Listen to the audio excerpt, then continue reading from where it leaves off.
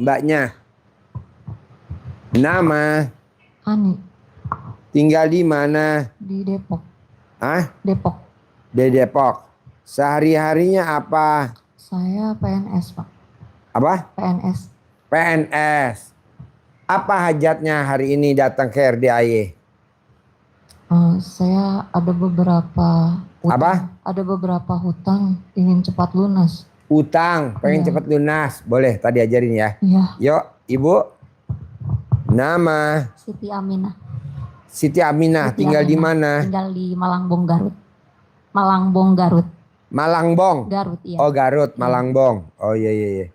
Malangbong nanti kalau lurus tuh ketemunya Subang ya? Betul. Iya. Iya, dari. Yang lewat jalur gini-gini ya? Iya. Apa sehari-harinya? Ibu rumah tangga. Kebetulan alhamdulillah ada jualan herbal, cuman sekarang lagi sepi. Oke. Iya. Di rumah tinggal sama siapa aja? Sama orang tua, mamah bapak juga, ada adik juga di rumah. Mama, papa. Iya, ada adik juga. Ada adik. Iya. Oh iya deh. Sip. Anak berapa? Anak baru 1. Boleh. Umur berapa anak? Umur 9 tahun. Oh jadi kelas berapa tuh kelas 9 Kelas tahun? 3. Kelas 3 SD. Oh iya. Boleh tadi ajarnya. Bapak? Nama? Nama Wahyu. Tinggal di mana? Tinggal saya 2 dapur. Hah? Pak Haji. 2 dapur di Tasik sama di Malangbong. Di Tasik sama di Malangbong. Oh jadi istrinya 2? Iya. Oh iya iya iya. Ini istri yang keberapa? Ini istri yang kedua. Oh yang kedua. Terus kegiatannya apa bos? Kegiatan saya wirausaha. Bidangnya? Tadi di herbal juga. Apa? Herbal. Herbal. Herbal untuk kesehatan. Untuk Jadi kesehatan lambung. beli sama produser atau beli sama agen atau beli sama Langsung. distributor? Beli Apa? bahan baku dulu, terus diproses di rumah.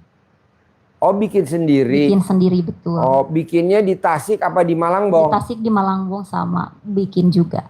Oh bikin juga. Ya, tapi untuk sekarang saat ini lagi benar-benar menurun drastis gitu penjualan.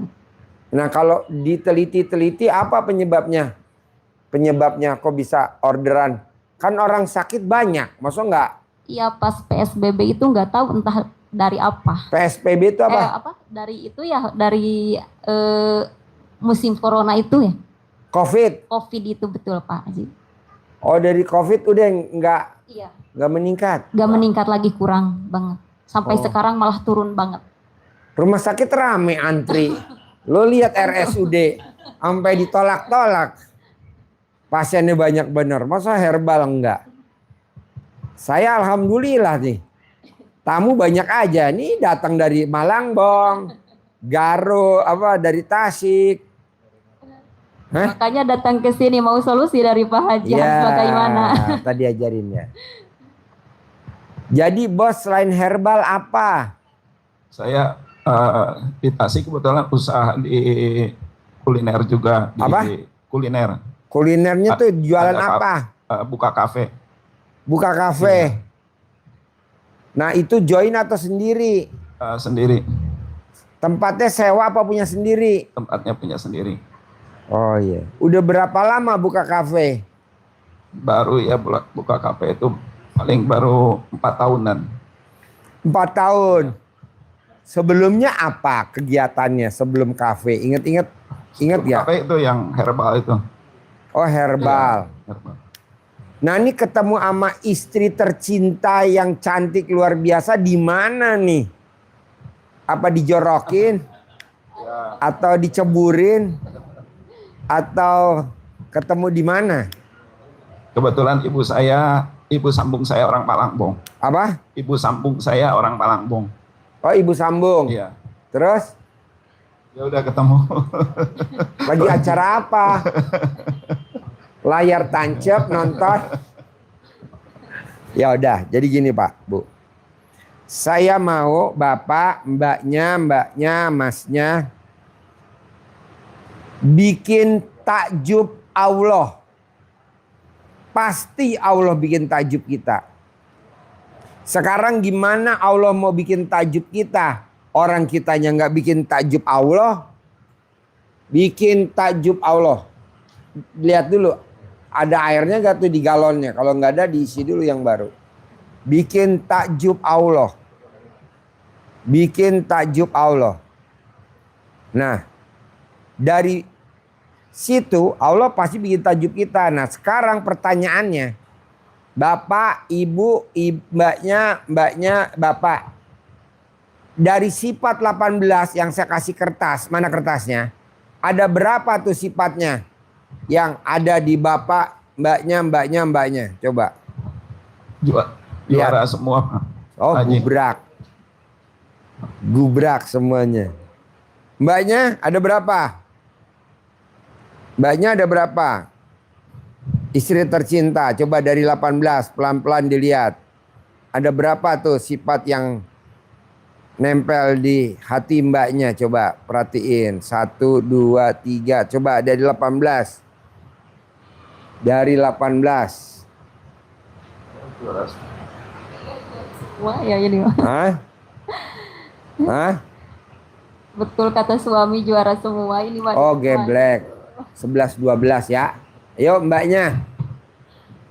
Mbaknya. Ada berapa mbak? Coba dari 18 mbak.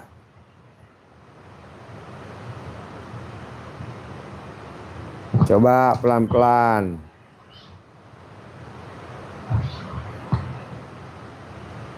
Dilihat-lihat ada berapa. Mau dipelan-pelanin semuanya kena semua. Gitu. Oh iya iyalah. Coba mbaknya juga ini yang enggak, cantik. ini enggak apa. Ada berapa? Semua. Mbak di rumah tinggal sama siapa aja?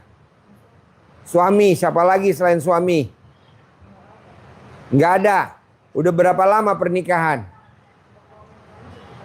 Hah? Nikah? Udah dapat anak belum? Berapa? Oh di pesantren. Jadi di rumah sama suami aja. Nah suaminya suka mancing jengkel mbaknya gak? Hah? Kenapa nggak dibunuh? Kenapa nggak dibunuh?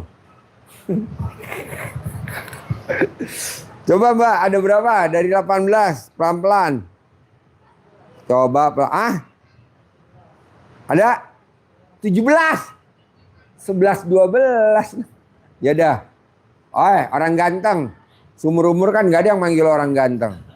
Karena gua ngeliat lu aja linglung. Coba orang ganteng. Coba orang ganteng. Ada berapa? 10. Ya, jadi gini ya. Jangankan 18, 17. Jangankan 10. 5 nggak boleh, 1 pun nggak boleh. Coba terangin. 1 pun nggak boleh. Coba terangin. Bapak-bapak, ibu-ibu, tekankan Pak Haji tadi, sifat 18 itu adalah sifat yang tidak baik. Ya, sifat yang bukan diamalkan, tapi sifat yang harus dibuang, sifat yang harus dihindarkan. Jadi, tekanan Pak Haji tadi, jangankan 18, 17 nggak boleh. Berkurang 1 Pak Haji, nggak boleh. Semuanya tadi 10 pun tidak boleh. 5 nggak boleh. 1 saja itu nggak boleh. Kenapa? Karena kalau ada 1 sifat Bapak Ibu sebut dari 1 sifat ini saja, itu pasti rentetannya nyambung, berkaitan, lingkaran setan. Jadi kalau Bapak Ibu gundah, itu akibatnya pasti gelisah. Kalau orang gelisah itu pasti bawaannya murung, pendiam, diem, nggak mau ngomong. Kalau ketemu orang ya senyumnya susah, murung. Orang murung bawaannya pasti sedih, pasti akan rasa sedihnya muncul. Kalau sudah merasa sedih, ujung-ujungnya pasti ngeluh. Kenapa ya Allah harus saya? Waimi Allah. Jawabannya Allah, why not? Itu akhirnya kalau ini berentet semua, ujung-ujungnya pasti di yang nomor 18, mukanya pasti muka berak kata Pak Haji, muka suntuk banget, nggak ada gembira-gembiranya, nggak ada senyumnya, jadi mahal, nggak enak dilihat. Nah, maka ini harus dibuang jauh-jauh, dihindarkan. Jadi kalau Pak Haji ngasih ilustrasi itu tentang hal ini yang gampang kita cerna, kenapa sih kok satu saja nggak boleh? Ibaratnya dari Garut nyetir mobil sendiri mau ke RDAY, mobilnya sudah siap, servis bagus, isinya sudah pertamax full, olinya sudah diganti, persiapan jalan. Ternyata ada kecubles pakunya 18. Keganggu nggak? Pasti keganggu. Bocor. Nggak bisa nyampe ke tujuan. Hajatnya tidak bisa terkabul. Maka jangankan 18, bahkan satu saja itu nancep di situ, Bapak paksain ngebut di jalan tol, bersiko terhadap penumpang maupun orang lain. Oleng. Dabrus.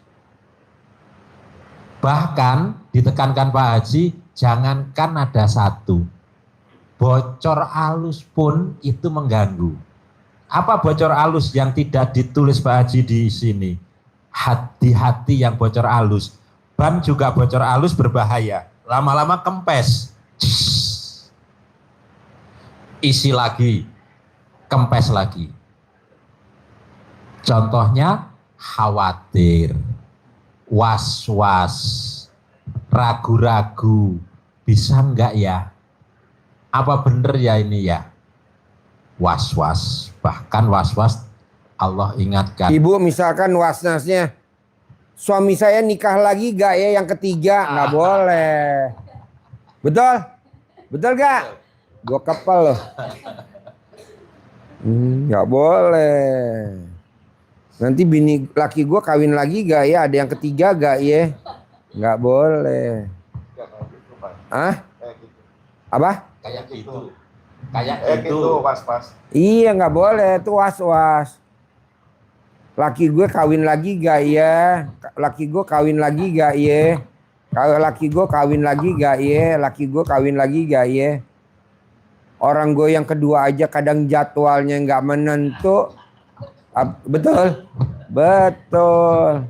Apalagi ada yang ketiga, keempat, kelima, keenam. Hah? Kan hari 7. Ibu mau lihat kameramen. Kameramen bini lo berapa? Lihat nih, lihat di tangan nih, lihat. Berapa kameramen? Oh, 5. Kameramen istrinya 5. Dia mau nikah lagi, nggak mau yang ke-6. Langsung loncat ke yang 7. Dia mau lompat, kuantum. Jadi nggak boleh Bu. Lanjut bos. Ya, bocor halus itu pun nggak boleh. Maka ini akan mengganggu, menunda terkabulnya hajat. Bukan berarti tidak mungkin terkabul, tapi akan menjadi penghalang, menjadi penghambat yang Pak Hadi sering sampaikan sudah di depan mata, itu bisa jatuh, bisa pergi lagi, bisa menjauh lagi. Karena terhambat oleh hal ini. Maka gimana caranya? Sifat ini harus dihilangkan. Kenapa harus dihilangkan? Karena Bapak Ibu sekalian, kalau sifat ini hilang, maka di dalam hati kita yang tertanam adalah sifat yang positif, sifat yang baik, energinya energi yang positif di dalam diri kita. Jadi ibarat rezeki itu kupu-kupu, kalau kita menginginkan keindahan kupu-kupu kita nikmati dan itu kita raih, tapi kita kejar, maka semakin kita mengejar kupu-kupu, semakin terbangnya semakin jauh. Kita semakin lelah, capek, butuh waktu panjang. Melelahkan, bahkan bisa jatuh bangun. Kakinya bisa bundas kabeh. Nah, bisa bundas. Nah, gimana caranya supaya kupu-kupu ini tidak harus kita kejar, tetapi kupu-kupunya yang menghampiri kita. Rezekinya yang menghampiri kita, bukan kita yang harus mengejar. Jadi ini adalah ilmu dasar yang disampaikan Pak Haji tentang rezeki mengejar kita. Bukan kita yang mengejar rezeki. Jadi kunci utamanya adalah sifat 18 ini.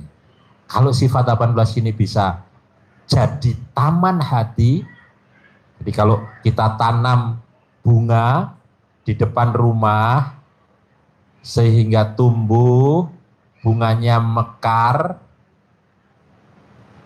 baunya harum, kupu-kupunya datang, bercengkerama, bersenang-senang, kawin di situ. Kawin di situ. Nah, kita tinggal menikmati keindahannya. Tidak harus kita kejar-kejar, sudah dia selalu berkeliling di sekitar rumah kita. Demikian juga kalau rezeki ini kita ibaratkan kupu-kupu, kalau hati kita tanam bunga keindahan, taman hati, taman bunga yang di dalam hati yang indah, yang harus kita jaga, kita rawat, kita airi, kita hilangkan dari pengganggu, ulat misalkan, karena kalau ulat-ulat mengganggu ini menjadi apa namanya, yang bocor halus tadi, itu tidak kita buang, maka bunganya tidak akan keluar, tidak akan mekar, dimakan ulat, maka rezekinya, kupu-kupunya tidak datang. Maka ini harus kita rawat, kupu-kupunya datang, rezekinya yang menghampiri kita. Itu ibaratnya.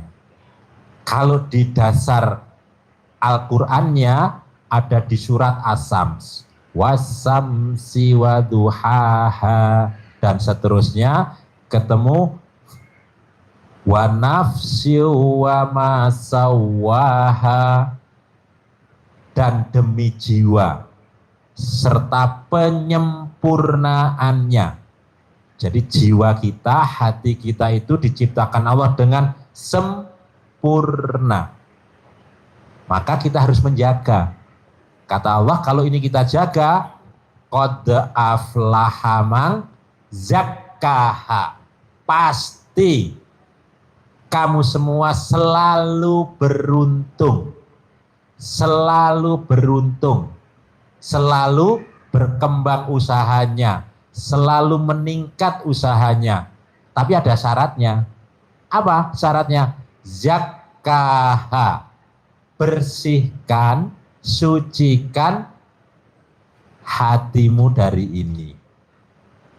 Itu syarat yang gampang dari Allah kan? Kamu pasti untung. Kalau Allah berjanji, pasti ditepati. Tetapi sebaliknya, ayat berikutnya, wa qad khaba man dassaha. Tetapi pasti kamu akan selalu mengalami kerugian, kamu mengalami kebangkrutan, kamu mengalami kemunduran. Dari apa? Dari kehidupanmu, dari usahamu. Kenapa? Karena kamu dassaha. Dassaha, das. Bahasa Inggris juga das juga ya. Apa artinya das? Debu. Memberi debu. Kalau bahasa Inggrisnya das. Ambil dari bahasa Arab yang artinya kotor, mengotorinya, memberi debu kepada apa? Hanya kembali ke hati. Jadi kalau hati kita kotori, kita kasih debu, berupa apa kotornya hati? Berupa apa debunya hati? Berupa sifat-sifat ini yang salah satunya yang dirangkum Pak Haji dalam sifat 18 ini. Kalau ini ada di hati kita, bersemayam dengan senangnya di singgasana hati kita, maka kata Allah, wa qad khaba man dassaha, pasti kamu mengalami kemunduran, mengalami kerugian. Jadi kuncinya sifat 18 ini harus dihilangkan. Akhirnya pertanyaannya pasti, bagaimana Pak Haji membersihkannya? Ini berat sekali 18, cara membersihkannya gimana? Gitu ya kira-kira pertanyaannya ya? Betul? Yakin ya masuk ya? Yang kita sampaikan bisa diterima Pak ya? Bahwa Allah pun seperti itu, ilustrasi yang sering Pak Haji sampaikan seperti kupu-kupu, seperti itu. Sepakat kita bersihkan hati, harus ya, harus dibersihkan. Kalau hajat kita maksa, harus dipaksa supaya hati bersih. Ada dua cara untuk membersihkan hati kita ini. Yang pertama dengan ibadah ekstrim, yang kedua dengan sedekah ekstrim. Kenapa harus sedekah ekstrim? Karena ini sudah menjadi pelanggaran kita, kesalahan. Kasih tahu dulu ayatnya, sedekah tuh ayatnya apa? Kenapa hajat kamu tidak terkabul? Iya. Karena kamu, coba terangin dulu. Iya, jadi kenapa kita selalu terpuruk? Jadi Hajatnya lemot karena rezeki kita yang mampet, kita semua mengeluhnya Allah lagi menghinakanku. Ya itu ya. Robbi ahanan, Allah menghinakanku. Lagi dapat cobaan. Allah lagi mencobaku. Allah lagi kasih anugerah. Kasih anugerah. Apaan anugerah? Iya. Anugerah tuh toko emas. Toko emas anugerah di ITC. Di ITC mana tuh? BSD. ITC BSD toko emas anugerah paling rame di dunia.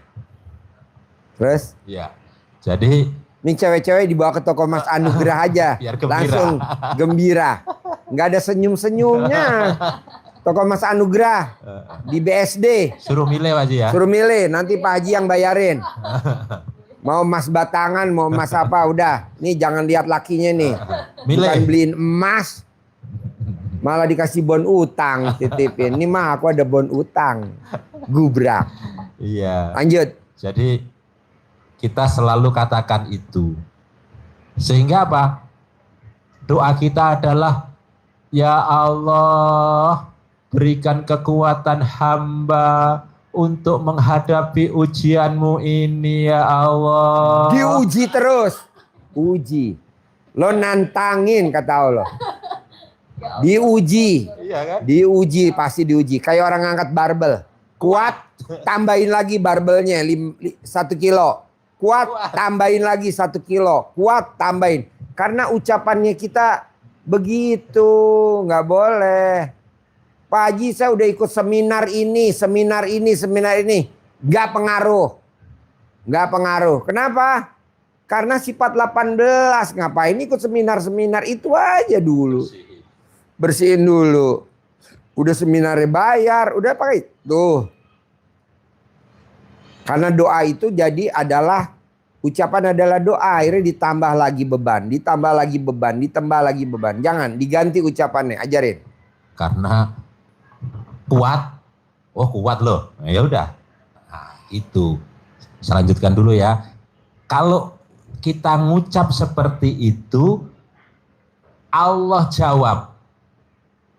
Apa jawab Allah di ayat yang berikutnya, ayat yang ke-17 di surat Al-Fajr. Itu kan? Apa jawaban Allah atas keluhan kita tadi? Kalla. Tidak demikian. Tidak sedang menghinakanmu Allah. Rezekimu sempit itu karena kalla, bukan bal. Tetapi la tukrimuna, kamu tidak memuliakan. Memuliakan siapa? al yatim. Anak yatim, Pak. Jangan memuliakan ibu yatim. Kita kebanyakan yang dimuliakan bapak-bapak ibu yatim. Harus anak yatim. Nanti bonusnya dapat ibu yatim. Kemarin tuh jadian tamu berdua. Tamu nyantunin anak yatim mulu. Usianya 79 tahun. Nah, disantunin tuh anak yatimnya. Akhirnya ibunya katanya, "Bapak, daripada nyantuin anak yatim, mendingan ngawinin saya." Dikawinin. Istrinya umur 59. Aduh. Apa? Karena sudah menyayangi anak yatim. Jadi diusap kepalanya anak yatim, yang dicium keningnya ibu yatim. Celepok. Akhirnya ngaceng batal. Ya. Lanjut. Jadi itu kalla balla tukrimunal yatim. Bukan, tidak demikian. Bukan Allah itu sedang menghinakanmu. Kamu seperti itu disebabkan oleh karena kamu kurang memuliakan anak yatim. Belum memuliakan anak yatim. Sudah Pak Haji, belum maksimal. Sudah Pak Haji, belum nendang. Belum ekstrim. Nah, itu seberapa jauh kita memuliakan anak yatim. Kita ini memuliakan anak yatim cuma buat syarat. Seminggu sekali. Tiap hari. Caranya apa? Ya sedekah subuh lah.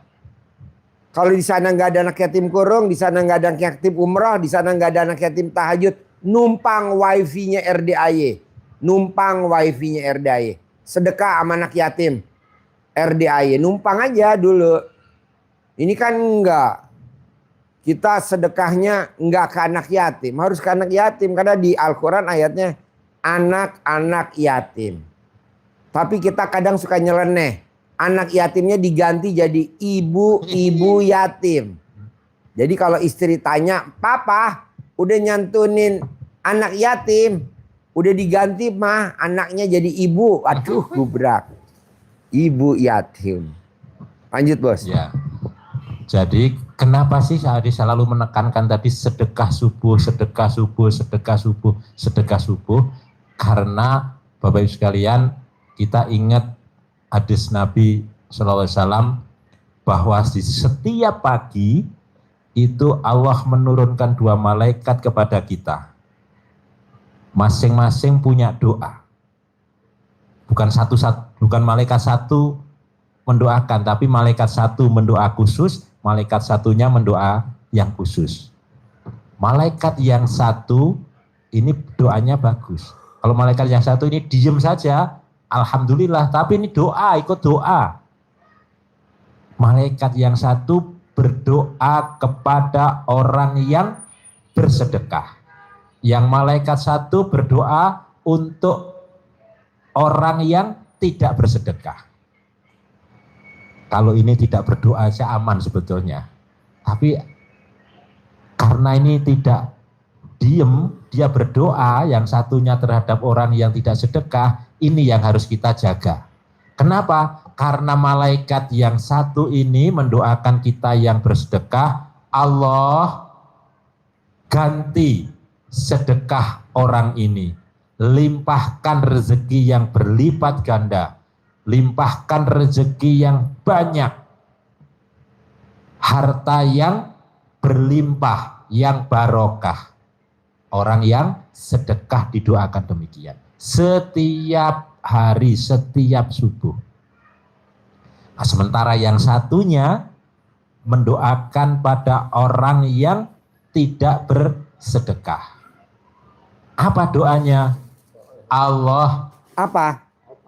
musnahkan, lenyapkan Majalengka. harta orang yang tidak bersedekah. Majalengka kan ada domba Garut ya. Orang yang kikir. Ini yang menjadi ini dibakar ya Pak. bahaya bagi kita. Kan biasa ada sambelnya Pak. Doa malaikat kira-kira Nggak ada. manjur enggak ya? Oh iya, anak-anak seneng banget. Pasti manjur, dan itu setiap hari. doa kita kalah dengan manjurnya doanya malaikat. Jadi kita tidak usah berdoa sedekah sembunyi-sembunyi pun, sedekah subuh, malaikat pasti mendoakan. Ini yang menyebabkan rezeki kita menjadi surut. Maka Pak Haji ngajari kita kapan kita sedekahnya. Sedekah subuh itu bukan pas subuh habis kita sholat subuh, karena waktunya sangat mepet. Satu, kita kadang bangun kesiangan, sedekahnya kesiangan, saat malaikat mau mendoakan kita belum sedekah, sehingga doanya doa yang musnah tadi, berbahaya. Maka Pak Haji ngajari kita sedekah di RDIS ini, sedekah subuhnya sore habis asar, mulai habis asar menjelang maghrib sampai jam 00. Kenapa? Subuh kok dimulai itu? Subuh itu artinya kan awal hari. Sedekah subuh adalah awal hari. Nah, awal hari itu kalau tanggalan kalender itu hitungannya hitungan bulan Komariah, maka dimulai ganti harinya itu hari saat matahari mulai terbenam, tenggelam. Itu harinya sudah hari esok. Sekarang ini sudah, kalau hitungan yang Komariah, hitungan bulan, ini sudah hari apa sekarang? Hari Kamis. Jadi kalau kita lebaran 1 Syawal bukan besok subuh. Sekarang. Habis maghrib itulah sudah mulai tanggal 1 Syawal, 1 Ramadan. Kita sudah mulai tarweh. Matahari terbenam kita sudah takbir. Sudah 1 Syawal, sudah lebaran. Maka hari berikutnya kita sedekahnya diawali di sore seperti ini. Apa keuntungannya? Kita sudah sedekah, malaikat sudah mulai mendoakan kita. Sepanjang malam kita tidur, kita bangun, mandi, sholat, itu dalam doa malaikat yang dihajatkan kepada Allah. Maka tidak akan salah kalau kita sedekah subuh diawali di awal hari. Bukan pas subuh baru. Wah, tergesa-gesa, nah malaikatnya sudah balik. Nah ini sedekah subuh. Kenapa harus sedekah dipaksain? Karena Allah mencintai orang-orang yang sedekah dalam keadaan lapang maupun sempit. Adakah begitu? Dicek nanti di surat Ali Imran ayat 134. Itulah orang-orang yang dicintai oleh Allah. Salah satunya yang paling atas. Ali Imran. Alladzina